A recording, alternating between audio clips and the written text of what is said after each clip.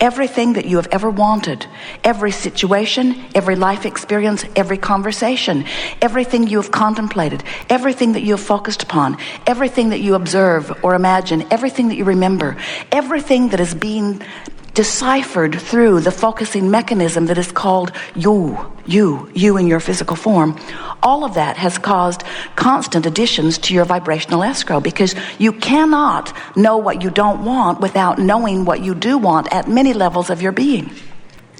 So all day, every day, you are contributing to this vibrational escrow account. Do you know what we mean by that? Do you understand that everything that you see around you in physical terms, the manifestation that you see, all of it was thought before it was manifestation. Every bit of it. So everything is thought first. So that's what happens. You came forth from your non-physical perspective and projected part of your consciousness into this time-space reality, focused through the you that you know as the you in your personality and your human form. And as you live here, even before you had language as that infant, you were deciphering contrast, and you were giving birth to rockets of desires. And the reason that we call them rockets of desires is because they shoot out of you vibrationally in thought form from the basis that you are standing in all day, every day. So these rockets of desires, these preferences that shoot forth from you, are the leading edge of what will become the future you. You're shooting these rockets of desire out. Don't have enough money, want more money. Don't feel good, want to feel better. Someone's rude to me, want them to be nicer. I'm rude to someone, I want to be nicer. All day, every day, contrast causing you to form this vibrational pre-paving of that which you are, which when you croak, you'll catch up with. But what we want to talk about here today is, can you catch up with it pre-croaking?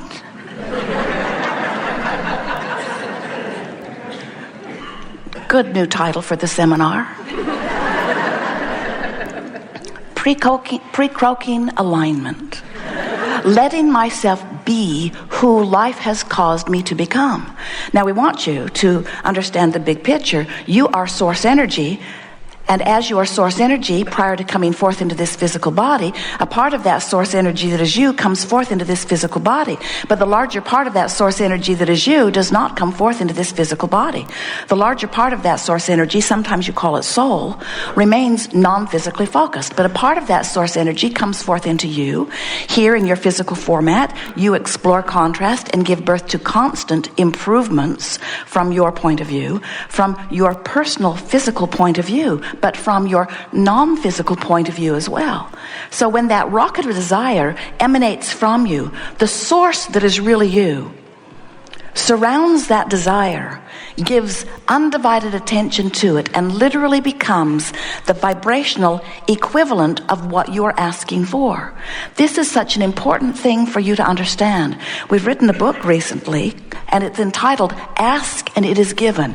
And that's exactly what it is talking about. When life causes you to ask, in the moment of your asking, the source within you becomes the vibrational equivalent of what you've asked for, which could feel really, really good to you if you were up to speed with what you're asking for, but usually initially does not feel all that good to you, because usually you're still exploring the contrast. And most of you, dear hearts that you are, you've become so good at exploring contrast that often you let it engulf you. In your quest for solutions, you beat the drum of your problems far too long. It's like someone said to us, Abraham, my prayers are not being answered. And we say, it's because you're staying in the asking mode too long. If you could pray for something and move immediately to the knowledge that it has been answered, it would come quickly. But when you ask and you say, where's my stuff? When you ask and say, it's too slow in coming. When you ask and say, I'm suffering over here. When you ask and you say, is anybody listening? When you ask and you say, I don't see any improvement. When you ask and you say, see where I am, I really need it. When you ask and ask and ask from your place of mostly knowing what is cannot change. What is can only change when you take your attention away from what is and point it in the direction of what is becoming.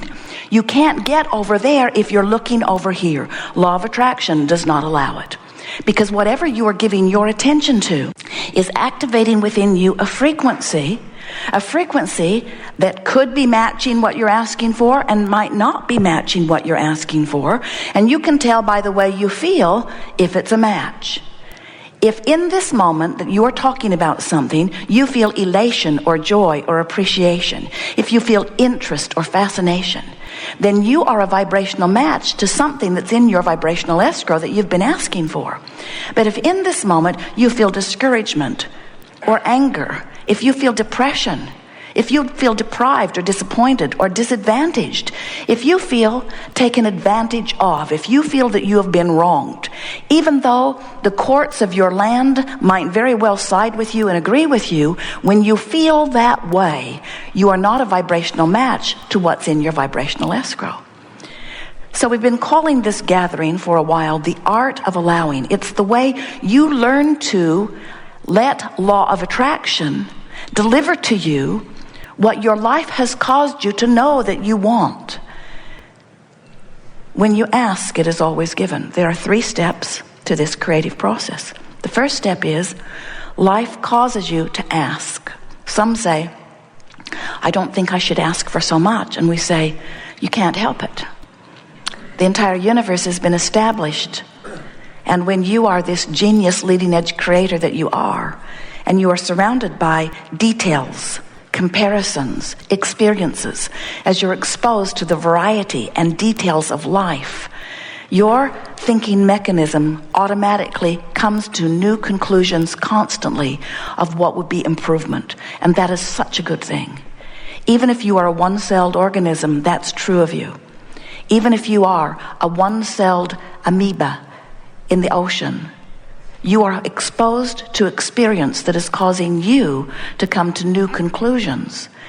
And the source within you turns undivided attention to that new conclusion, and that is what causes the evolution of all species, you see.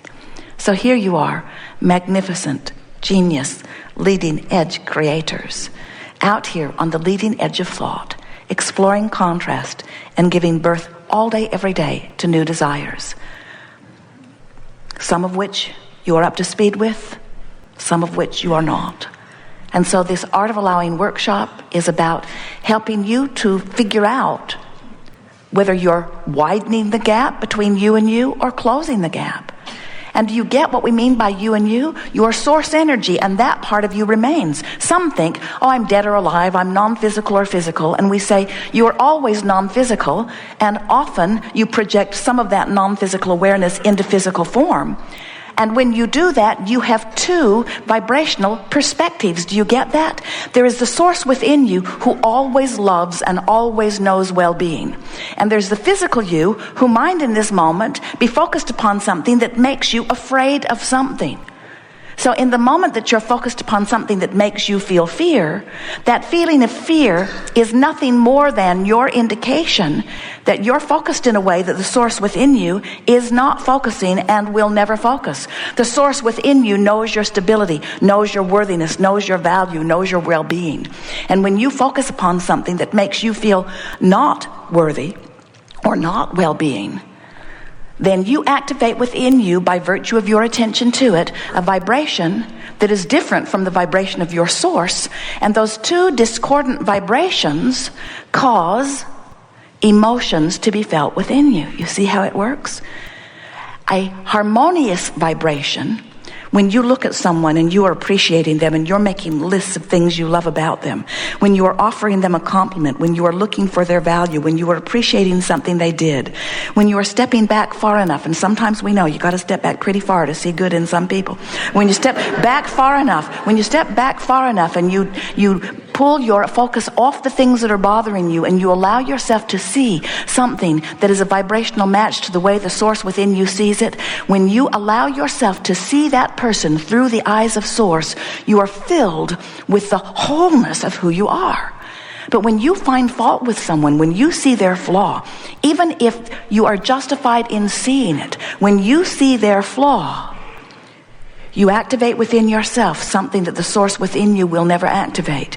And your guidance system says, you have the right to do this. And you certainly have a perspective that is valid. but you are choosing to linger in a vibration that is so distant from who you really are that you are now using this flaw in this person as your excuse to hold yourself in vibrational incompatibility with who you are. And that's why you feel negative emotion. Esther will say from time to time, "Oh, come on, Abraham. You got to give me this one." You cannot not be noticing that. It's so big and it's so bad and it's so wrong.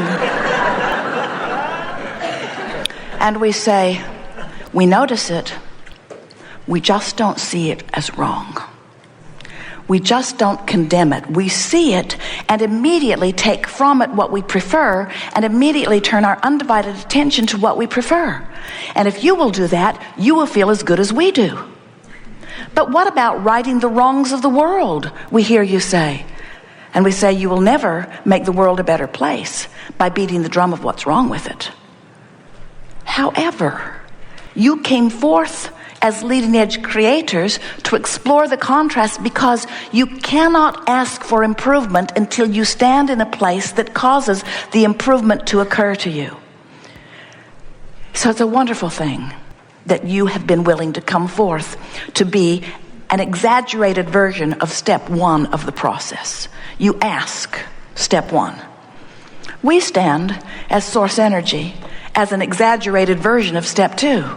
Because when you ask, source gives undivided attention to what you're asking for, looks right at your vibrational escrow and holds the thought of that which you have become, because we are non-physical energy.